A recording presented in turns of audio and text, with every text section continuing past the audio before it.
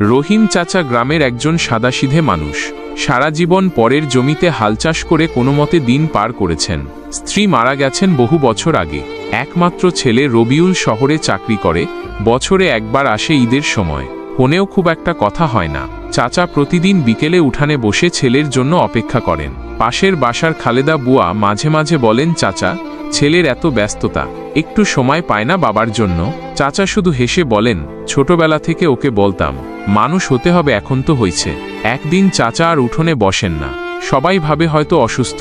খালেদা বুয়া গিয়ে দেখেন চাচা বিছানায় চুপচাপ শুয়ে আছেন, হাতের মুঠোয় একটি চিঠি। চিঠিতে লেখা, বাবা, আমি বুঝি তোমার অপেক্ষার কষ্ট, কিন্তু বুঝিয়ে বলার সুযোগ পাইনি।